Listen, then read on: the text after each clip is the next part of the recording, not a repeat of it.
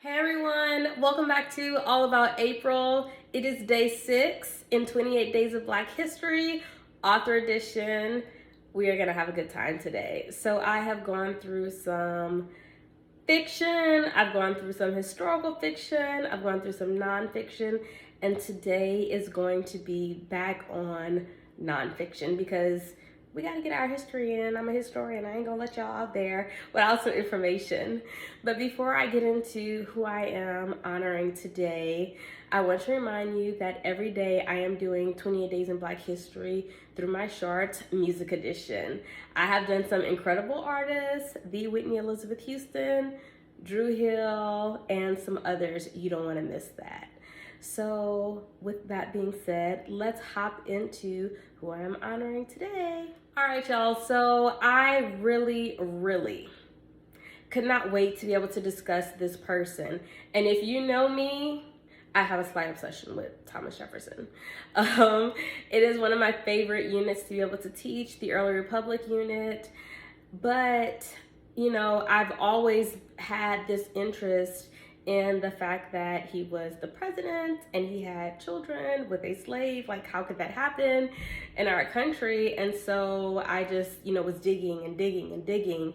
And ultimately, I finally got the information that I was looking for in grad school, nonetheless, with my favorite professor of all time, Dr. Paul Travis at Texas Women's University. And he gave me this book we had to read from our early national period course, and I was shook. But the person who wrote the book, she just really went into detail about so many factors that I had no clue about. Who is this person? Annette Gordon Reed. She's a Black woman who has done investigative research on the Hemings, on Thomas Jefferson, and we are blessed to be able to have her to give this information back to us. So, what book did Dr. Travis give me? The Hemingses of Monticello. I don't have the cover anymore. I really don't know where it is. But y'all, in the beginning, or in the covers, it goes through the Hemings family tree here. Same thing in the back. You can even see the children that Jefferson and Sally have together down here. So when I say extensive research, she spared no cost. And of course, my book is well loved, like many of the others. And so I'm going through this book and I'm just like, oh my gosh, like this really happened. And when I say research, not, you go to somebody's channel or you read an article and you find it, like a plethora of information, peer review, just well done. But she initially wrote another book previously, and laid out I don't really know if relationship is the right word to be able to call it, but what happened with Jefferson and Hemings, it confirmed the fact that yes, they did have children together, and she really just all these people who have denied it for years can no longer do that. Allegedly, the family was denying that it had happened, and so a DNA test was done in 1998 confirming that the families were connected. Families as in the Hemings and the Jeffersons. So the family was like, oh, it wasn't him, it was the brother. But the brother was never at Monticello, Jefferson's home when Sally got pregnant. So this just leads to a whole other thing. And, whether we realize it or not, this ultimately proves that yes, Jefferson may have been a good leader in some regards, which Annette Gordon Reed, she writes another book, Our Most Blessed Patriarch. And, she discusses that. However, it is very important for us to also realize that these people are human beings. Human beings are also very flawed. So we have to acknowledge the good. We also have to acknowledge the not so good, are the humanistic parts of these people.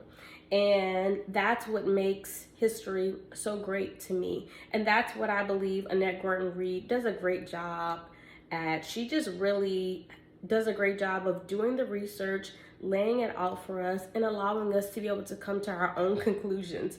Because whether you realize it or not, you can be in denial. But after you read this, there is no doubt about what the facts are. And Jefferson was someone who literally wrote everything down. Everything. Y'all, this is a man who donated part of his library to the White House after part of it burned down during the War of 1812. And when I went to the Library of Congress about 10 years ago, part of his library was in the back. I don't know if it's still there. It was dimly lit. I couldn't believe when they were like, yeah, this is part. What you mean part of his library? Boo, this is a whole room. So yes, as detailed as he was, he kept a ledger of everything. The facts are there, y'all. It happened. But another thing about Annette Gordon-Reed, as you know, right now in American history, Juneteenth has now become a national holiday. And so everyone is interested in finding out more information about it. You know, I talk about it in my class because, you know, in Texas, people were still slaves. Juneteenth is technically the date that slaves were freed in Texas. So she writes a book on Juneteenth as well. It's a tiny book. It's about, it's about 100, maybe 40 pages. So if this is something you're interested in as well, I'm gonna have all these books in my Amazon bookstore as I am an Amazon affiliate. But you know, so many of us are looking for facts and we have a hard time finding and believing what's out there. I can assure you that everything that Annette Gordon-Reed writes, it is of the utmost and highest respect. I don't recommend books to anybody that I don't like. And I'm a pretty tough, you know, rater. I highly encourage you, if you are someone who is trying to get into history, trying to find out more information and facts, start here. Absolutely start here. She does write with an academic tone, so you know you probably will have to, you know, put it down a little bit, but also the information can be overwhelming because you're like, wait, hold up, he was doing what? Well, who? He named his child who? They were together in France and she was how old? Like all that. So it's just really good. And I appreciate what she has given to us. And I just could not wait to share this information with you. So I just thank you, Annette Gordon-Reed, for blessing us with this information and for allowing us to be able to come to our own truths in regards to our past leaders and history in general. So thank you so much for joining me today. I hope you enjoyed this brief history lesson.